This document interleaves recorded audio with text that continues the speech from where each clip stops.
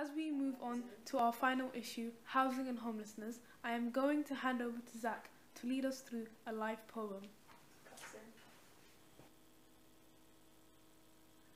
Hello people, my name is Zach. I'm from the Somali Brotherly Welfare Association in Barnet.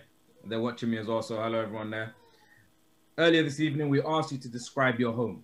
These past 15 months have shown so acutely the importance of a safe home. This poem is made from your tweets and tells the story of a city in lockdown. It is called My Home Is. My home is my haven and sanctuary. My home is the people I love. My home is where I'm completely myself. My home, well, it's a mess. My home is a place of safety. My home is a place of welcome and joy. My home is the people I eat and laugh with. My home is a difficult place to be. My home is a blessing. My home is my project. My home is lonely. My home is tough.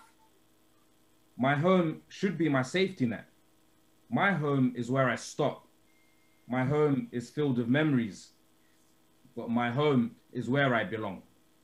Thank you.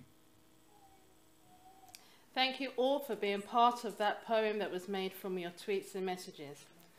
Having a safe and decent home matters. So let's hear from our housing team on how we can make that change together. Thank you.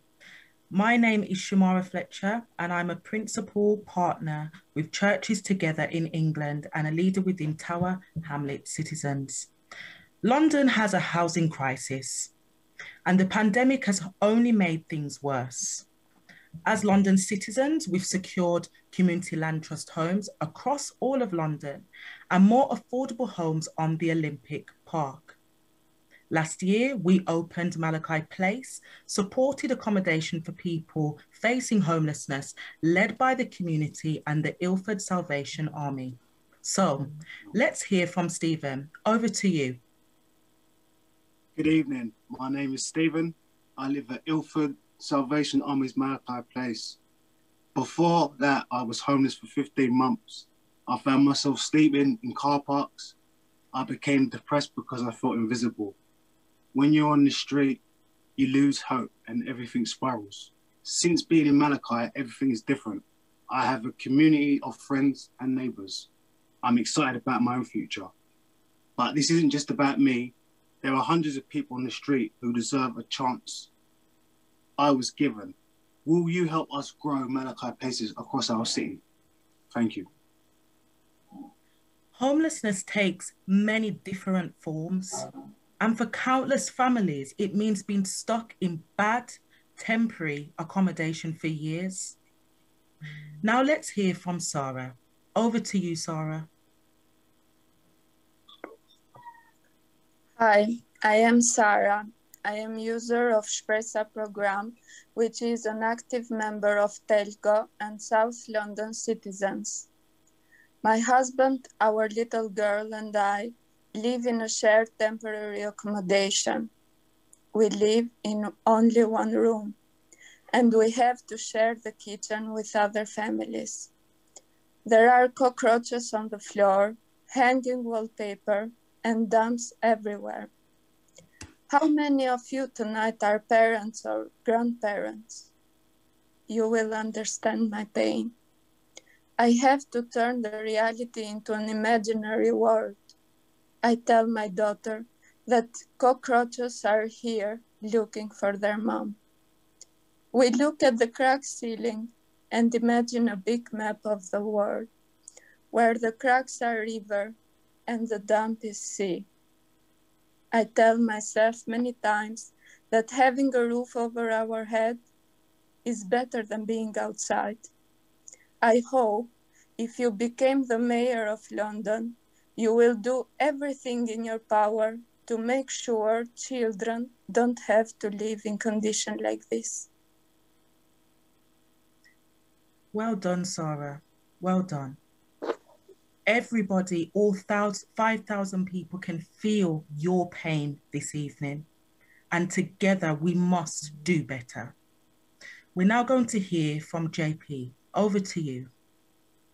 Hi, I'm John Paul, or JP, from the Advocacy Academy in Lambeth Citizens. Sarah's story reminds me of my own. Some of my first memories are of constantly having to move house, sometimes 3 or 4 times in a year. Our stories interlink together, me, Sarah, and Stephen, and thousands of other Londoners. The next Mayor of London is in this room with me, and we want you to work with us. And I invite Mr. Khan to respond to the asks you've received before. Sarah for her bravery in telling her story, and it's a story I'm afraid too many Londoners have. Look, you know me, you've known and worked with me for the last 5 years. I'm somebody who grew up in a council estate, who but for a council estate, my father who was a bus driver, my mum who used to do piecework, wouldn't have had security of tenure or a roof over their head they could afford to live in. When I became mayor, I discovered in the year before there were 0 new council homes begun and 3 homes where you pay a social rent. So there were no foundations for me to build them. The previous mayor's London plan required developers to do 0 amount of affordable homes. And we've started from that to where we've got now. What we've got now is last year, Sarah, it's no consolation to you yet, we began building more council homes in any year since 1983. The year before, more council homes in any year since 1984. Over the last 3 years, we've started building record numbers of homes. 3 years ago, 12,500. That was a record, by the way. The next year, 14,500. Last year, 17,200. And the good news is 7,000 of those are with a social rent, but also we're starting to build now community land trust homes, which is really another example of the pioneering work of London citizens. As a result of the meeting we had 5 years ago in the Cupboard Box, I promised to have a pipeline of community land trust homes, but also to give advice to those across London who wanted to set up community land trust communities across London. And here's the good news. We promised we'd have 1,000 community land trusts in the pipeline by 2021. We've beaten that. We've got 1,200 plus in the pipeline. We also set up a community land hub with millions of pounds behind it, which is supporting developments across our city from St Clement's to Brasted Close, from Christchurch Road to Cable Street and many others across our city. We're also making sure we help rough sleepers. JP talked about his experience. Since I've been mayor, we've helped more than 11,000 rough sleepers off the road. 80% are still off the road. They're in proper homes. We've also, over the last 15 months during the pandemic, helped 2,300 people off the roads. 86% are still indoors. The problem is there's a pipeline of more people coming onto our roads and because of a combination of policies around welfare benefits, around family breakup, around alcohol dependency, around drug dependency. That's why we're lobbying the government to do more prevention work to stop people becoming homeless in the first place. Look, you've seen over the last 5 years the progress we've made, laying the foundations to finally fix this housing crisis. A housing crisis made worse by successive governments. You've seen the work we can do together, shoulder to shoulder, side by side. Not so much together we can, together we can't. Thank you, Mr. Khan, for your response. I'd like to thank you for your commitment you've shown to the housing crisis and to the community-led housing sector. I'd just like to clarify a few things with you, if that's okay. Do you commit to increasing the proportion of social rent and genuinely affordable homes on the Olympic Park and Old Oak Common sites to ensure that there is a legacy of at least 50% affordable housing on those sites? Yeah, let me tell you the good news and the bad news. So since I've been mayor, it's 50%. The problem is a number of applications were given permission before I became mayor by Sean's friend Boris Johnson, and a number of those are way below 50%. They're not even affordable. So because of that, that will affect the total number. But since I became mayor in 2016, I can promise 50%. Thank you very much. Londoners, that is a huge win. That ensures that people like me and other Londoners will be able to get affordable homes that they need. Thank you. I'd also like to clarify, will you champion the community-led housing sector by ensuring that money from the fund is more accessible to small community-led housing organisations and intervene where there's barriers? Absolutely. Possible? I mean, we set up something called the Small Sites Fund, and we've also put aside some money in the community fund, and it's deliberately targeted towards exactly the area you're referring to, which is ensuring that this money is accessible and reaches the small community-led housing associations and organisations who need our support, and also those communities who want to have community land trust homes, but haven't got the expertise. We'll give them the expertise with the hub we've set up. Thank you.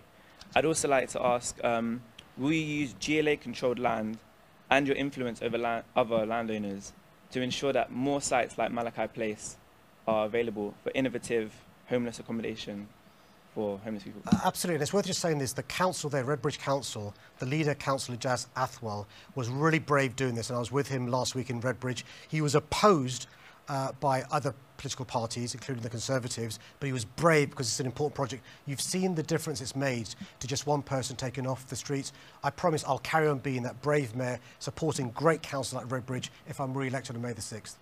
Thank you, Mr. Khan.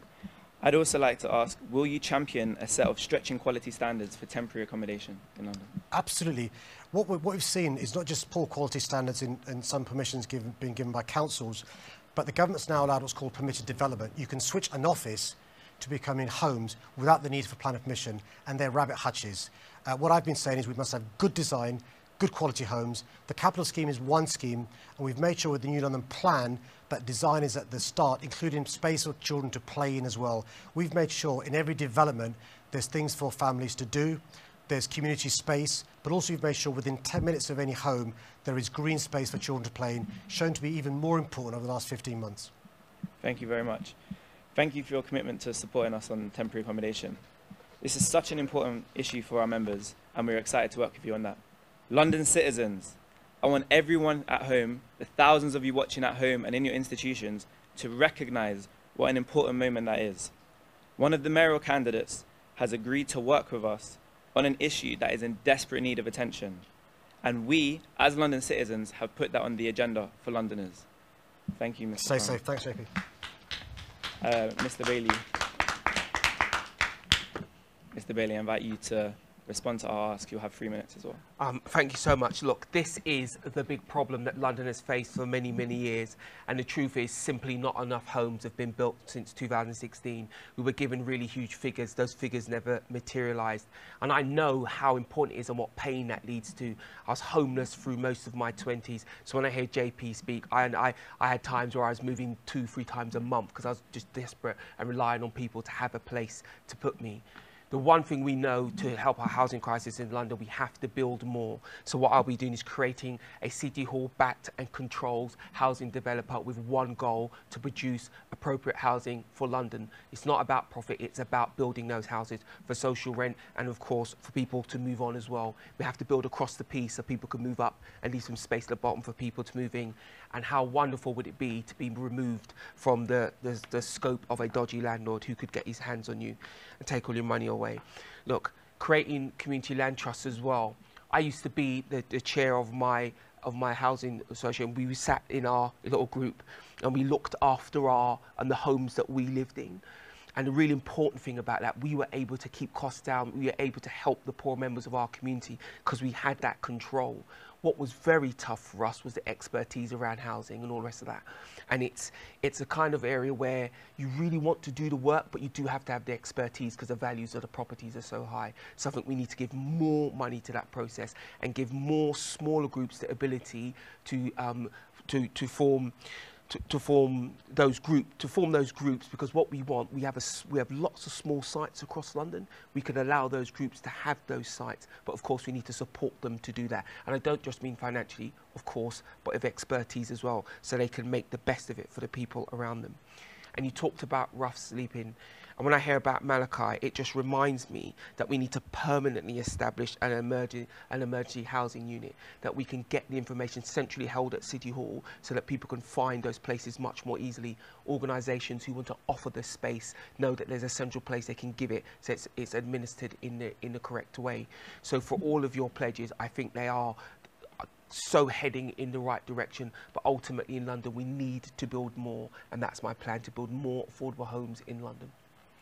Thank you, Mr. Bailey, for your response. I'd like to thank you for your commitment to building more homes in general, and also to committing to support the London Community Land Trust and community-led housing sector. I'd just like to, again, clarify a few things. Do you commit to increasing the proportion of social rent and genuinely affordable homes on the Olympic Park and Old Oak Common sites? Yes, wherever it's legally possible, absolutely do that. But that's why I talked about forming Housing for London as well, because that's a way of doing it beyond those sites, different sites. That's a way of having community land trusts, and which will give you hopefully 100% of affordable homes. That's a way of accessing all the small sites we have in London. How many times have you driven around, walked around London, been on a bus, pulled up at a bus stop and thought, why is that piece of land derelict? Why isn't someone using it? Why aren't we using it at home? That's what Housing for London will do. It will turn those things into affordable homes for Londoners. Cool. Thank you. So that's a yes to the Absolutely, first answer. 100%. I'd also like to ask, will you look into the fund itself, the community housing fund, and see if you can remove any of the barriers that small community housing groups are facing? Yes, because once you've committed the money, you want it to be as effective as possible. And if there's administrative barriers, or if there's professional barriers, people need more support, of course you move them, as you're wasting our money. And the one thing our housing crisis has showed us, we cannot waste time. We've wasted it for 5 years already. We certainly can't waste any money. Let's get on it. So barriers to be removed, absolutely. Thank you very much. I'd also like to confirm that you will help more projects like Project Malachi get built, and you also use the purchasing power of the mayor to help make that happen. Yeah, again, that's why I want to form a permanent emergency housing list, and absolutely I'll support projects like Project Malachi, because they help people with the broader issues of getting off the street. It's not only just about the physical building, it's all about the issues in their lives as well. Do they have substance misuse? Are they depressed? Do they just need some help because they have no family around? Thank you. I'd also like to just finally clarify, quickly, will you commit to championing a stretching quality standards in temporary accommodation? Yes, yes, yes. Thank you very much. In the interest of time, that's all I'll say, yes. Thank you, Mr. Boogie.